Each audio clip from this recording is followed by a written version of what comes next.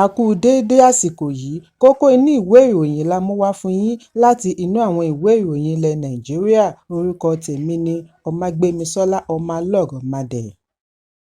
Ààrẹ Bọ́lá Tinubu ti fi ìbánikẹ́dùn rẹ̀ hàn sí ìpapòdà ọmọọba Doyin Òkúpẹ̀ tí ó jẹ́ àgbà òṣèlú, dókítà oníṣègùn òyìnbó àti ọ̀jọ̀gbọ́n tí ó kó ipa pàtàkì lórí ọ̀rọ̀ òṣèlú orílẹ̀-èdè láti ó lé ní 30 ọdún sẹ́yìn. Nínú ọ̀rọ̀ ìbánikẹ́dùn rẹ̀ ni Tinubu ti fi ẹ̀dùn ọkàn rẹ̀ hàn sí ẹbí, ọ̀rẹ́ àti ojúlùmọ̀ bí ó ti mọ rírì ìgbìyànjú rẹ̀ sí ìdàgbàsókè orílẹ̀-èdè.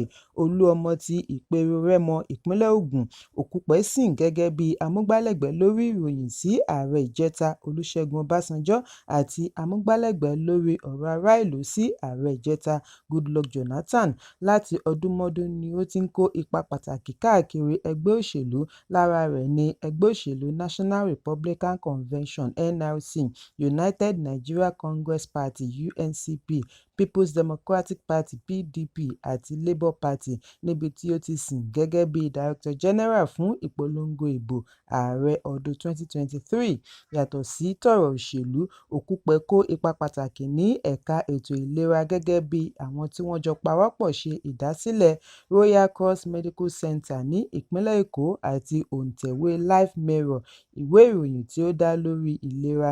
Ààrẹ Tinubu fi ẹ̀dùn ọkàn rẹ̀ hàn sí ará àti ìjọba ìpínlẹ̀ Ògùn, pàápàá jùlọ ìlú Ìperú-Rẹ́mọ, bí ó ti gbà á ládùúrà kí Ọlọ́run gba ẹ̀mí rẹ̀ kí ó sì bu òróró ìtura sí ọkàn àwọn olólùfẹ́ rẹ̀ lásìkò yìí. Ẹ̀kúnrẹ́rẹ́ ìròyìn wà nínú ìwé ìròyìn Nigerian Tribune tó jáde lónìí. Àjọ tó ń gbógun ti títà, rírà àti mímu egbògi olóró NDLEA ti gba àpapọ̀ ẹ̀wọ̀n ọdún 95 fún olórí àwọn elégbògi olóró 4. Lára wọn láti rí Ògbújì Christian Ifeanyi, Ìlódùbà Augustine Chinonye, Shuaibu Nuhu Isah tí wọ́n ń pè ní Don, àti Zidon Zoga, látàrí wípé wọ́n gbé egbògi olóró cocaine àti egbògi mìíràn tí ó ní agbára tí wọ́n ń pè ní skunk tí iye rẹ̀ lé ní 4.6 billion naira. Ilé-ẹjọ́ gíga ìpínlẹ̀ Èkó àti Yola ní Adamawa ni ó gbé ìdájọ́ wọ̀nyí kalẹ̀ níbi ẹ̀sùn ọ̀tọ̀ọ̀tọ̀. Ikọ̀ àjọ NDLEA ni wọ́n fi ọwọ́ ṣìkún òfin mú Ògbújì Christian Ifeanyi ní pápákọ̀ òfurufú Muritala Muhammed, Ìkẹjà, ìpínlẹ̀ Èkó ní ọjọ́ 18 oṣù kẹsàn-án ọdún 2024, níbi wọ́n ti ń yẹ àwọn èrò tí ó dé nípasẹ̀ Ethiopian Airlines wò tí wọ́n dé láti Addis Ababa. Níbẹ̀ ni wọ́n ti kà á pẹ̀lú 817 ìdí kokéènì tí ìwọ̀n rẹ̀ gbé 19.40 kìlógíráàmù tí owó rẹ̀ tó 4.65 billion naira. Èyí ń wáyé lẹ́yìn oṣù 16 tí wọ́n mú un ní Àbújá tí wọ́n sì gbé e lọ ilé-ẹjọ́ lórí ẹ̀sùn wípé ó gbé ìdí 93 kokéènì mì. Adájọ́ Mobọ́lájí Ọlájùwọ̀n láti Ilé-ẹjọ́ Gíga ìlú Àbújá dá ẹ̀wọ̀n ọdún 2 fún un tàbí kí ó san owó ìtanràn mílíọ̀nù 3 náírà. Ó san owó yìí tí ó fi gba ìyọ̀ǹda. Lẹ́yìn náà ni wọ́n mú un nínú oṣù kẹsàn-án ọdún tí ó kọjá kí wọ́n tó dá ẹjọ́ rẹ̀ ní ọjọ́ 28 oṣù kejì ọdún 2025 pẹ̀lú ẹ̀wọ̀n ọdún 5 tàbí kí ó san owó ìtanràn mílíọ̀nù 7 náírà. Lórí ẹ̀sùn kejì ni wọ́n ti fún un ní ẹ̀wọ̀n ọdún 10 láìsí àǹfààní fún owó ìtanràn. Bí ó bá wá kọ̀ àti san mílíọ̀nù 7 náírà, á jẹ́ wípé á lo ẹ̀wọ̀n ọdún 15. Bákan náà ni ilé-ẹjọ́ ní kí wọ́n gbẹ́sẹ̀ lé gbogbo nǹkan tí wọ́n bá ní ara rẹ̀ lákòókò tí wọ́n fi ọwọ́ ṣìkún òfin mú un. Ìlódùbà Augustine Chinonye, ẹni ọdún 51, 51 ni wọ́n mú ní pápákọ̀ òfurufú Akanu Ibiam ní ìlú Enugu ní ọjọ́ 29 oṣù kejìlá ọdún 2021 pẹ̀lú ìdí 58 kokéènì tí ó gbé mì. Ó ya 48 nínú rẹ̀ bí ó ṣe ń bọ̀ lójúnà Addis Ababa ní Ethiopia kí ó tó lọ ya 10 yòókù lákàtà àjọ NDLEA ní ọjọ́ 1 oṣù kìíní ọdún 2022. Lẹ́yìn ọdún 3 tí wọ́n fi ṣe ẹjọ́ rẹ̀ ní adájọ́ Fọláṣadé Gíwá Ògúnbànjọ́ rán lọ àpapọ̀ ẹ̀wọ̀n ọdún 10 bẹ̀rẹ̀ láti ọjọ́ tí wọ́n ti bẹ̀rẹ̀ ìgbẹ́jọ́ rẹ̀.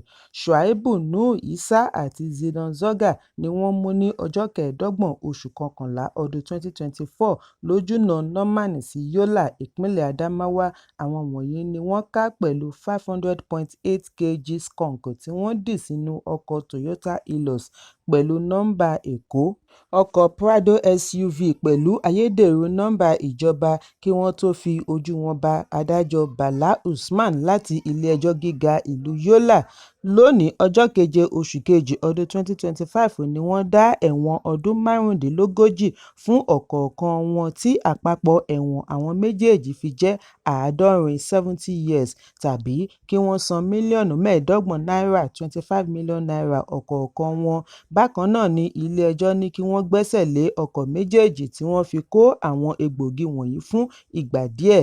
Alága àjọ NDLEA Brigadier General Mohammed Buba Marwa wá gbóríyìn fún ilé-ẹjọ́ tí wọ́n ti dá àwọn ẹjọ́ wọ̀nyí, ikọ̀ tí ó ṣe ìwádìí àti pápákọ̀ òfurufú tí wọ́n ti mú wọn fún iṣẹ́ takuntakun wọn.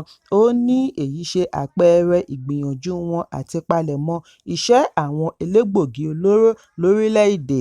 Ẹ̀kúnrẹ́rẹ́ ìròyìn yìí wà nínú ìwé ìròyìn Vanguard tó jáde lónìí.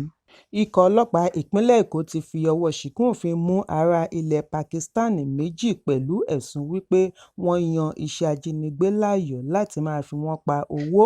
Alukoro ọlọ́pàá ìpínlẹ̀ Benjamin Hundeyin ni ó ṣe àfihàn yìí lánàá bí ó ti fìdí ẹ̀ múlẹ̀ wípé ọwọ́ tó àwọn wọ̀nyí lẹ́yìn ìpè pàjáwìrì tí wọ́n ṣe sí àgọ́ ọlọ́pàá lórí ará ilẹ̀ Pakistan ẹni ọdún 52 tí wọ́n jí gbé ní agbègbè Ìkẹjà, ìpínlẹ̀ Èkó.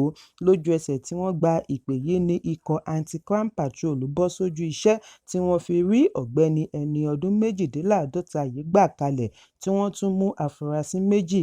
Alukoro ṣe ìdánimọ̀ orúkọ àwọn àfúrásì méjèèjì sí Roman Gol àti Aftab Ahmad, ẹni ọdún 19 àti 28, 19 and 28. Wọ́n ní àwọn 5 mìíràn tí wọ́n tọpinpin dé ìdí iṣẹ́ ajínigbé yìí ni wọ́n ti na pápá bora. Ìwádìí àkọ́kọ́ ṣe àfihàn wípé àwọn afurasí méjèèjì yìí tan ọ̀gbẹ́ni yìí wá sí Èkó láti ibi tó ń gbé ní ìpínlẹ̀ Kano bí wọ́n ti díbọ́n wípé àwọn ní iṣẹ́ alásè ṣẹ́ẹ̀fù fún un. Àwọn ni wọ́n ṣètò ilé ìtura tí yóò dé sí ní ọjọ́ 28 oṣù kejì ọdún 2025. Ọjọ́ kejì ni àwọn afurasí méjèèje ṣe àbẹ̀wò sí ọ̀gbẹ́ni yìí tí wọ́n kápá ẹ̀ dé lọ́wọ́ àti ẹsẹ̀ kí wọ́n tó fi àtẹ̀jíṣẹ́ ránṣẹ́ sí ọ̀gá rẹ̀ ní Kano kí ó san 50 million naira fún ìyọ̀ǹda rẹ̀, àìjẹ́ bẹ́ẹ̀ àwọn á pa á dànù. Ọ̀gá yìí san mílíọ̀nù kan náírà. Lẹ́yìn ọjọ́ kẹta ni ó kàn sí àwọn ọlọ́pàá. Ẹ̀kúnrẹ́rẹ́ ìròyìn yìí wà nínú ìwé ìròyìn Daily Post tó jáde lónìí. Kókó inú ìwé ìròyìn tòní kò ní jù báyìí lọ. Ẹ pàdé mi lọ́la fún àkọ́tún ìròyìn. Kí a tó lọ, ẹ má ṣaláì fi àkíyèsí yín ránṣẹ́ kí ẹ sì bá wa subscribe sójúnà wa lórí YouTube kí kókó inú ìwé ìròyìn lè máa tẹ̀ yín lọ́wọ́ ní kíákíá.